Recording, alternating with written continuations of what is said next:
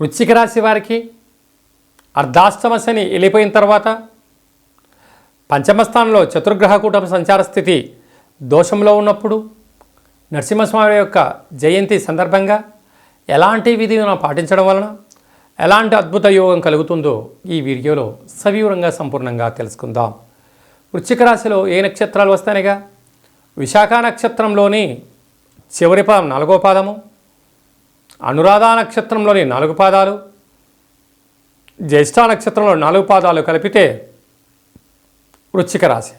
రాశాధిపతి కుజ భగవానుడు, సంతాన స్థానంలో బుధ భగవానుడు బుధుడు, కలతకారకుడు శుక్రుడు, ఆయుకారకుడు శని భగవానుడు, వాస్తు నరదృష్టికారకుడు రాహు ఉండడం వలన తల్లిదండ్రుల మధ్య, పిల్లల మధ్య, స్థిర చరాస్తుల మధ్య అనేక గొడవలు ఉత్పన్నమయ్యే పరిస్థితి చాలా అధికంగా ఉంటుంది.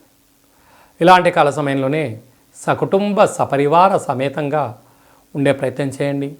బంధుమిత్రులతో, స్నేహితులతో, అన్నదమ్ములతో, అక్కా చెల్లెలతో ప్రేమతత్వంతో ఉండండి. గొడవలన్నీ సమసిపోతాయి. ఏది శాశ్వతం కాదు, ఆవేశము శాశ్వతం కాదు, ఆనందము కూడా శాశ్వతం కాదు అని చెప్పి గమనించాలి.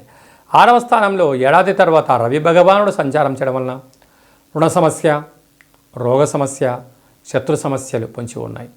ఇలాంటి కాల సమయంలో శ్రీ లక్ష్మీ నరసింహస్వామి యొక్క కళ్యాణంలో ఎర్రటి గులాబీల మాలను సమర్పించడం, అలాగనే నీలం రంగు వస్త్రాలను లేక ఎరుపు రంగు పట్టు వస్త్రాలను స్వామివారికి సమర్పించడం వలన అనేక శత్రు సమస్యలు తొలగిపోతాయి. మనం కింద చెప్పినటువంటి విధానం ప్రకారంగా నవధాన్యాలను కలిపి బ్రాహ్మణుడికి దానం ఇవ్వడం కానీ, గోమాతకు ఏర్పాటు చేయడం వలన రుణ రోగ శత్రు సమస్యలు తొలగిపోతాయి.